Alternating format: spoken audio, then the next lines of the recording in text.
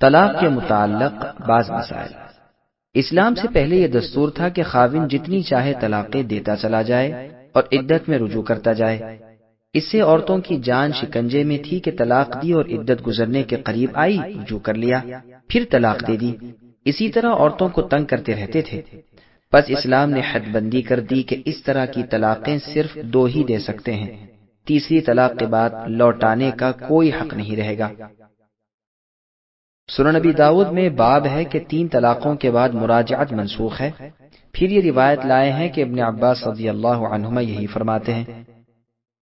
ترمذی کی روایت میں ہے کہ اس آیت کے نازل ہونے کے بعد اب لوگوں نے نئے سرے سے طلاقوں کا خیال رکھنا شروع کیا اور وہ سنبھل گئے، اور تیسری طلاق کے بعد اسے خاوند کو لوٹا لینے کا کوئی حق حاصل نہ رہا، اور فرما دیا گیا کہ 2 طلاقوں تک تو تمہیں اختیار ہے کہ اصلاح کی نیت سے اپنی بیوی کو لوٹا لو اگر وہ عدت کے اندر ہے، اور یہ بھی اختیار ہے کہ نہ لوٹاؤ اور عدت گزر جانے دو تاکہ دوسرے سے نکاح کرنے کے قابل ہو جائے، اور اگر تیسری طلاق دینا چاہتے ہو تو بھی احسان و سلوک کے ساتھ طلاق دو، نہ اس کا کوئی حق مارو، نہ اس پر کوئی ظلم کرو، نہ اسے ضرور و نقصان پہنچاؤ۔ خلا کے مسائل۔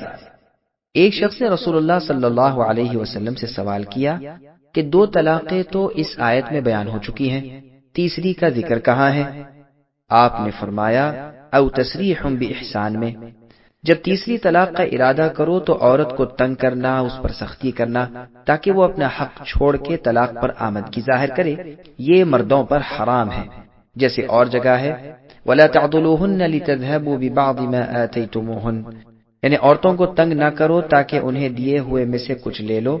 ہاں یہ اور بات ہے کہ عورت اپنی خوشی سے کچھ دے کر طلاق طلب کرے، جیسے اللہ نے فرمایا فَإِن طِبْنَ لَكُمْ عَنْ شَيْءٍ مِّنْهُ نَفْسًا فَكُلُوهُ هَنِيئًا مَرِيئًا، یعنی اگر عورتیں اپنی راضی خوشی سے کچھ چھوڑ دیں تو بے شک وہ تمہارے لیے حلال طیب ہے، اور جب شوہر بیوی میں نا اتفاقی بڑھ جائے، عورت اس سے خوش نہ ہو اور خاوند کے حقوق پورے نہ کرتی ہو تو ایسی صورت میں وہ کچھ لے دے کر اپنے خاوند سے طلاق حاصل کر لے تو خاوند کے دینے اور عورت کے لینے میں کوئی گناہ نہیں۔ یہ بھی یاد رہے کہ اگر عورت بلا وجہ اپنے خاوند سے خلا طلب کرتی ہے تو وہ سخت گنہگار ہے۔ چنانچہ ترمذی وغیرہ میں حدیث ہے کہ جب عورت اپنے خاوند سے بلا وجہ طلاق طلب کرے تو اس پر جنت کی خوشبو بھی حرام ہے۔ سنن ترمذی کی ایک اور روایت میں ہے کہ حالانکہ جنت کی خوشبو 40 سال کی دوری سے آتی ہے، اور ترمذی کی ایک اور روایت میں ہے کہ ایسی عورتیں منافقہ ہیں۔ ائمہ سلف و خلف کی ایک بڑی جماعت کا فرمان ہے کہ خلا صرف اسی صورت میں ہے کہ نافرمانی اور سرکشی عورت کی طرف سے ہو، اس وقت مرد فدیہ لے کر اس عورت کو الگ کر سکتا ہے، جیسا کہ قرآن کی اس آیت میں ہے۔ اس کے سوا کسی صورت میں یہ جائز نہیں، بلکہ امام مالک رحمہ اللہ تو فرماتے ہیں کہ اگر عورت کو تکلیف پہنچا کر اس کے حق میں کمی کر کے اگر اسے مجبور کیا گیا اور اس سے کچھ مال واپس لیا گیا تو اس کا لوٹا دینا واجب ہے۔ امام شافعی رحمہ اللہ فرماتے ہیں کہ جب حالت اختلاف میں جائز ہے تو حالت اتفاق میں بطور اولا جائز ٹھہرے گا۔ اب آیت کا شان نزول سنیے۔ موطا امام مالک میں ہے کہ حبیبہ رضی اللہ عنہا بنت سہل انصاریہ ثابت ابن قیس ابن شماس رضی اللہ عنہ کی بیوی تھی۔ رسول اللہ ایک دن صبح کی نماز کے لیے اندھیرے میں نکلے تو دیکھا کہ دروازے پر حبیبہ رضی اللہ عنہا کھڑی ہیں۔ آپ نے پوچھا کون ہے؟ کہا میں حبیبہ بنت سہل ہوں۔ فرمایا کیا بات ہے؟ کہا اللہ کے رسول میں ثابت ابن قیس کے گھر میں نہیں رہ سکتی، یا وہ نہیں یا میں نہیں۔ آپ سن کر خاموش ہو رہے۔ جب ثابت رضی اللہ عنہ آئے آپ نے فرمایا تمہاری بیوی صاحبہ کچھ کہہ رہی ہیں۔ حبیبہ رضی اللہ عنہ نے کہا اللہ کے رسول میرے خاوند نے مجھے جو دیا ہے وہ سب میرے پاس ہے اور میں اسے واپس کرنے پر آمادہ ہوں۔ رسول اللہ نے ثابت رضی اللہ عنہ کو فرمایا سب لے لو، چنانچہ انہوں نے لے لیا اور حبیبہ رضی اللہ عنہ آزاد ہو گئیں۔ سنن نبی داؤد کی روایت میں ہے کہ ثابت رضی اللہ عنہ نے انہیں مارا تھا اور اس مار سے کوئی ہڈی ٹوٹ گئی تھی۔ رسول اللہ نے جب انہیں یہ فرمایا اس وقت انہوں نے دریافت کیا کہ کیا میں یہ مال لے سکتا ہوں؟ آپ نے فرمایا ہاں۔ کہا میں نے اسے 2 باغ دیے ہیں، یہ واپس دلوا دیجئے۔ چنانچہ وہ مہر کے دونوں باغ واپس کیے گئے اور دونوں کے درمیان جدائی ہو گئی۔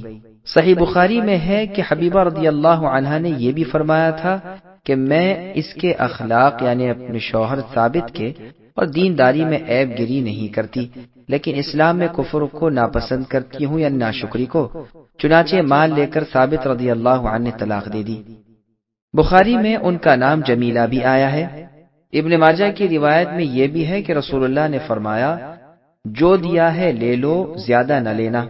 اور طبری کی روایت میں ہے کہ حبیبہ رضی اللہ عنہ نے فرمایا تھا وہ صورت میں بھی کچھ اچھا نہیں۔ اور ایک روایت میں ہے کہ یہ عبداللہ بن ابی کی بہن تھی اور یہ سب سے پہلا خلا تھا جو اسلام میں ہوا۔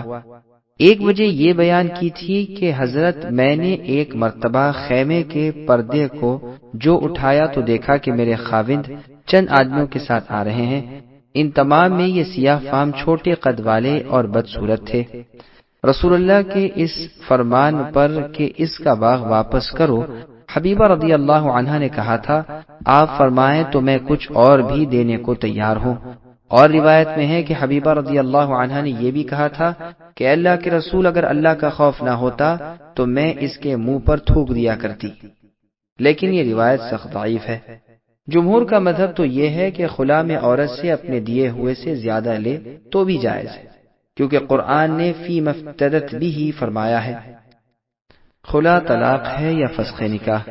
خلا کو بعض حضرات طلاق میں شمار نہیں کرتے۔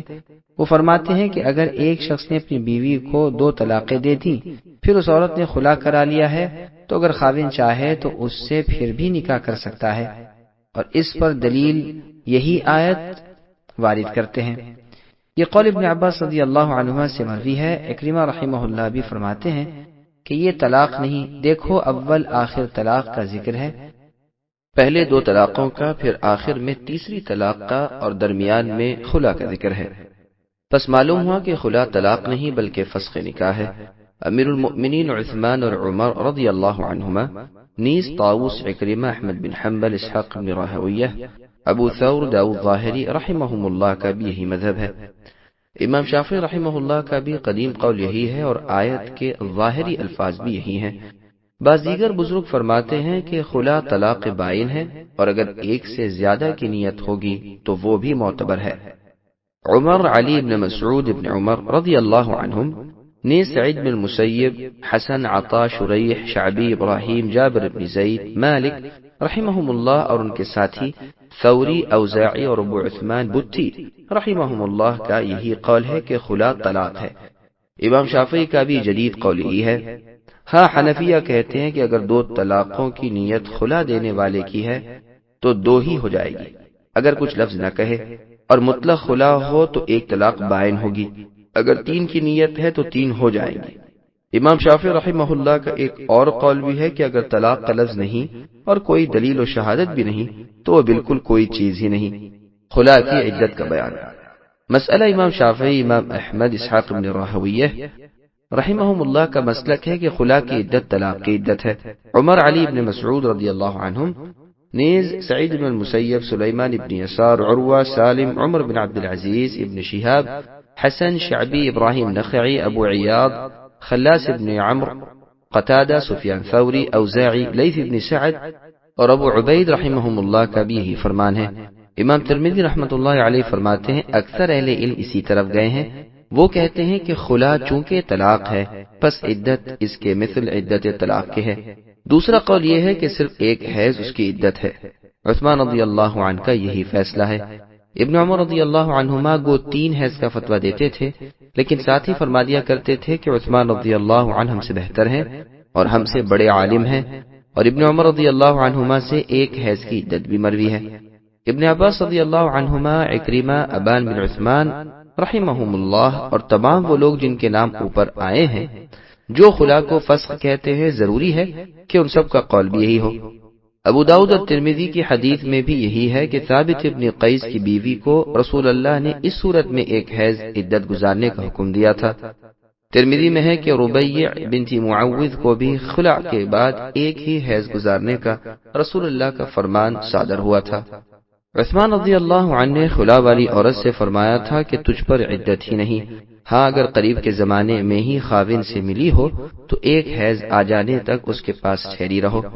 مریم مغالبہ کے بارے میں رسول اللہ کا جو فیصلہ تھا اس کی مطابقت امیر المؤمنین رضی اللہ عنہ نے کی۔ یہ روایت نسائی کی ہے۔ کیا خلا والی عورت سے رجوع ہو سکتا ہے؟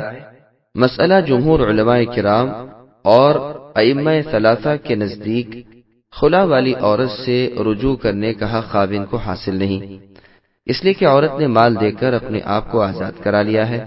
عبداللہ ابن ابی اوفا، ماہان حنفی، سعید اور زہری کا قول ہے کہ اگر وہ واپس لیا ہوا واپس کر دے تو رجوع کا حق حاصل ہے، بغیر عورت کی رضامندی کے بھی رجوع کر سکتا ہے۔ سفیان ثوری رحمہ اللہ فرماتے ہیں اگر خلا میں طلاق کا لفظ نہیں تو وہ صرف جدائی ہے اور رجوع کرنے کا حق نہیں، اور اگر طلاق کا نام لیا ہے تو بے شک وہ رجعت کا پورا حقدار ہے۔ داؤد ظاہری بھی یہی فرماتے ہیں۔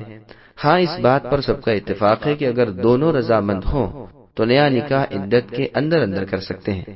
ابن عبد البر ایک فرقے کا یہ قول بھی روایت کرتے ہیں کہ عدت کے اندر جس طرح کوئی اس سے نکاح نہیں کر سکتا، اسی طرح خلا دینے والا خاوند بھی نہیں کر سکتا، لیکن یہ قول شاذ اور مردود ہے۔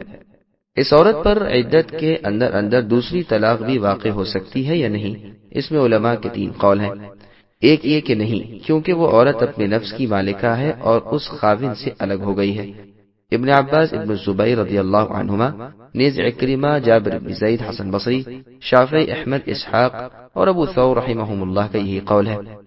دوسرا قول امام مالک کا ہے کہ اگر خلا کے ساتھ ہی بغیر خاموش رہے طلاق دے تو واقع ہو جائے گی، ورنہ نہیں۔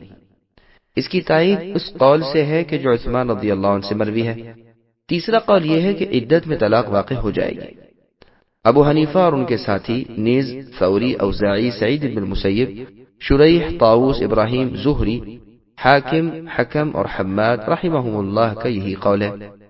ابن مسعود اور ابو الدرداء رضی اللہ عنہما سے بھی یہ مروی تو ہے لیکن ثابت نہیں۔ پھر آگے اللہ فرماتے ہیں کہ یہ اللہ کی حدیں ہیں۔ اس آیت سے استدلال ہے ان لوگوں کا جو کہتے ہیں کہ تینوں طلاقیں ایک مرتبہ ہی دینا حرام ہے۔ مالکی اور ان کے موافقین کا یہی مذہب ہے۔ ان کے نزدیک سنت طریقہ یہی ہے کہ طلاق ایک دی جائے، کیونکہ الطلاق مرتان کہا، پھر فرمایا کہ یہ حدیں ہیں اللہ کی، ان سے تجاوز نہ کرو۔ اس کی تقویت اس حدیث سے بھی ہوئی ہے جو سنن نسائی میں ہے کہ رسول اللہ صلی اللہ علیہ وسلم کو ایک مرتبہ یہ معلوم ہوا کہ کسی شخص نے اپنی بیوی کو 3 طلاقیں ایک ساتھ دے دی ہیں۔ رسول اللہ سخت غضبناک ہو کر کھڑے ہو گئے اور فرمانے لگے، کیا میری موجودگی میں کتاب اللہ کے ساتھ کھیل کیا جانے لگا؟ یہاں تک کہ ایک شخص نے کھڑے ہو کر کہا، اگر رسول اللہ اجازت دیں تو میں اس شخص کو قتل کر دوں۔ سبسکرائب کیجئے ہمارے چینل اور دبائیے بیل کا آئیکن تاکہ آپ کو ریگولر نوٹیفیکیشن اپڈیٹس مل سکے۔